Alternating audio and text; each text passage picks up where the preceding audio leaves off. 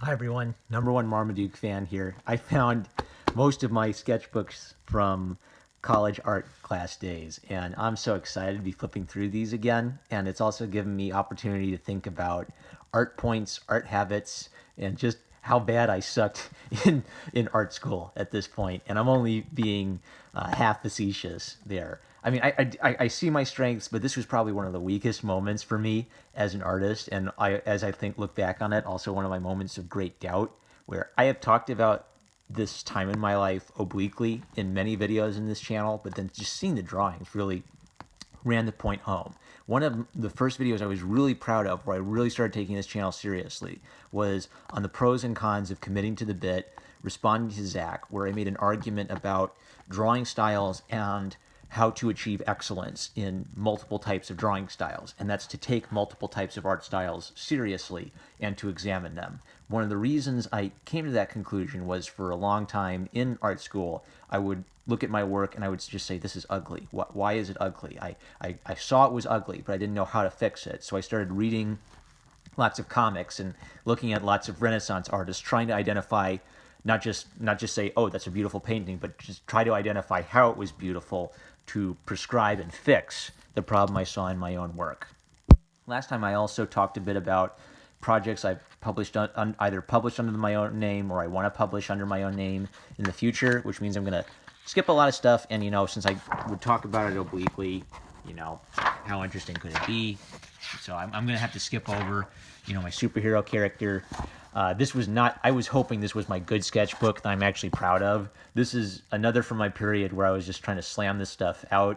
And I was in the bad habit of buying a whole new sketchbook for every little dinky class I took and not filling them up all the way. So this is probably the moment where I was looking at myself critically in my life and saying, I've got to be more precise and careful about this stuff. But there are some really decent drawings in here as I look back. So once again, this year 2011 was one where I was completely obsessed with Michelangelo and just the entire Renaissance biblical paintings, in part because I was so frustrated by 20th century contemporary art classes and Marcel Duchamp's urinal. I wanted to do Michelangelo Renaissance Bible paintings just to see if I could, and just to sort of maybe tweak the nose of my 20th century art profs a little bit. So I was kind of simultaneously confronting the problem of, do I have it in me to do these kind of paintings? And if I do, are they even worth doing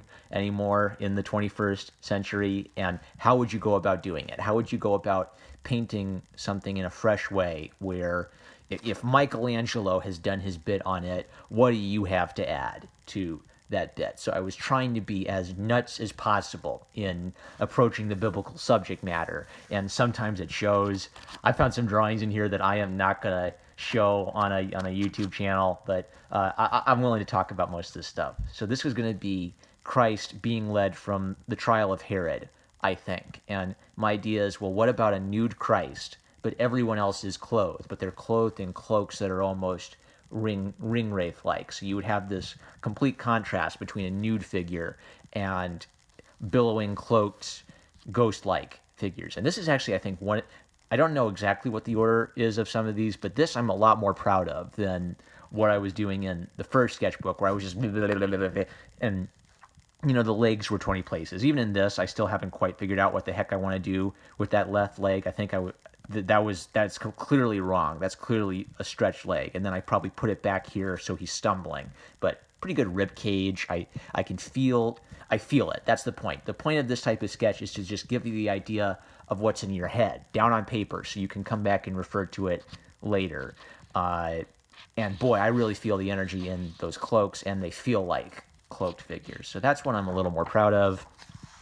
More playing with these cloaked wraith-like figures that I was fascinated with. And I was going to keep doing bits along those lines. I don't think I had a bit for this one. This was just going to be Jesus writing in the sand, let he who is blameless cast the first stone. And then I had this weird habit of skipping around in my book. So I have a big chunk of white, and then the drawings start up again. A few little circle abstract drawings. Okay, yeah, so here's the here was the dude I was drawing for my roommates when we all wanted to make a video game together. And I drew this, and they look at it. They said, well, he looks black. And I said, what? No, he's white. And they said, no, he looks black. Hey, let's make him black. Why not? Oh, those were fun times. A whole bunch of art students just roasting the hell out of each other. That's something about the Diversity in Comics channel. We need roast culture. It's not fun to work on something and then have people roast you for it.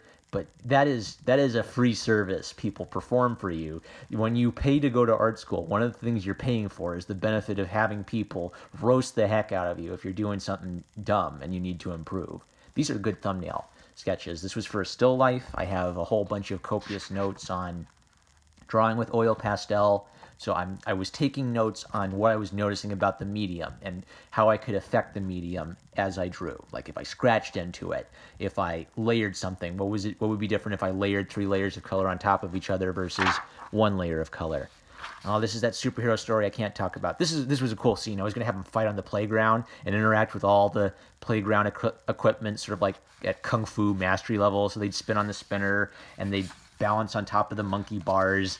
That was my problem, was I would have these really strong visual ideas for fighting, like Samurai Jack fight scenes, but I would get lost in the story or the plot or, oh, the 1950s, I got to become an expert in the Korean War to make it feel real. I was getting too caught up with the bigness of the idea and having a million fight scenes, and I didn't really have a story to it. So this is probably one of the great failures, but I like the characters so much and I like the ideas of it so much. I think I'm just going to completely rehash it at some point and just tell a fun superhero story with those characters and not try to be too pretentious or try to do something on the meaning of life with it. That I think that was my problem. Whoop, don't show that. Just 2 notes. I may grade that out later. Collaborative drawings with the class where we'd pass the book around. Man, how much of this stuff can I show? I think I'm okay. Okay, more of my superhero, doodling out notes, studies of camels, study of Japanese landscapes. There we go. I know what this was for. This was for my art classes with the One, which is my nickname for one of my teachers. She's the one who I never want to find out, who I hope she never finds out that I do this channel. That's why I call her the One, because I have such mad respect for what a good artist she was. And she emphasized Chinese and Japanese drawing and painting a lot, which was one reason why I kind of discovered the idea of having an expressive line. I had a very controlled, meticulous, spend 90 hours on it and make it all look perfect style prior to this. And then it was sort of like I woke up and said, oh, hey, I can draw loose. That's a thing I can do. And then I started doing nothing but that for a while in my sketchbooks. And the benefit of that was I think I added a lot of energy and drama to my style, but the negative of that was I was probably so fascinated with being loose and expressive, I stopped caring about structure for a while. So here's me doing some thumbnails of portrait ideas. I drew this so light I can't even tell. Probably just some landscape studies. All my notes, I combined all my notes. These are studies of Da Vinci's anatomical studies of the womb and of embryonic life. More collabs, more of my superhero. Little doodle for The Princess and the Goblin. The Princess and the Goblin is a pretty good animated movie, and it's a great story, too. I like both versions of it. I'm a sucker for animation, so it's hard for me to find an animated movie I don't like. Either I love it because it's beautiful, or I love it because it's cheesy and ridiculous. Notes on what I would observe in daily life with trees and buildings. I don't know what he's supposed to be, just a little chibi evil dude, and some of my crazy ideas for... That's the problem, was I was taking contemporary art projects and sort of serious academic drawing projects, so I would have all of these completely nutty ideas, for, conceptual art. I'll do something absolutely insane. It'll be great. And the problem is that the market for that is in very metropolitan locales. That's a seatbelt, and it was kind of ragged, and that's what interested me. The only market for conceptual art is it's a click in very metropolitan locales. So lightning's probably not going to strike. Lightning would have to strike for you to make money doing that kind of stuff. It's much better for you to build a skill set. Oh, good grief. I've probably shown everything I didn't want to show in this book so far. Anyway, so this... Once again, I was in an art class which was focusing on Japanese and Chinese painting and drawing techniques. So then I started doing some of that myself and trying to imitate that very simple, facial structure, emphasis on shape, but I still have my sort of crazy loose line work for a lot of this. Puppies, skeletal studies. Not much here that is jiving with me. I think I only had a couple really strong drawings. Oh, here we go. Okay, here's Superman. What was this gonna be? What was this gonna be? Was this when they announced that Superman was leaving the United States? And then I was gonna draw Captain America flying out of the air to punch him in the face like Hitler because he's so American. Oh, I never did it though. That would have been a fun little gag. It's temporary though. They're always doing weird stuff like that. It was just some gimmick. Oh, Superman's not American anymore. Okay, whatever. At least Captain America is American. So another roast-worthy sketchbook.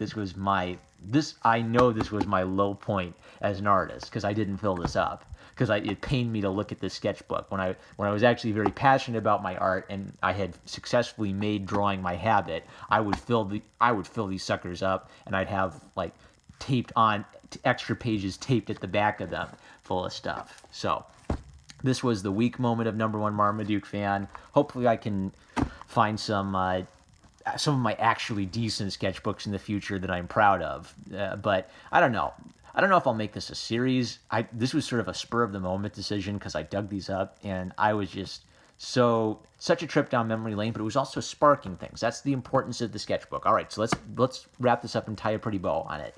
The importance of a daily sketchbook is you are recording things you may forget, and you are allowing yourself to go back and look at how you were before, so you can critique yourself honestly, see where you need to improve, see how you have improved, so you can identify how you've actually gotten better and be optimistic about your future, knowing, oh, at least I'm not doing that crap anymore.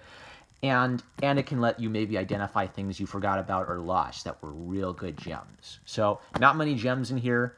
This was my weak point. This was my roast-worthy moment. But I'm #1 Marmaduke fan. Thanks for going with me on this journey, and I'll catch you later.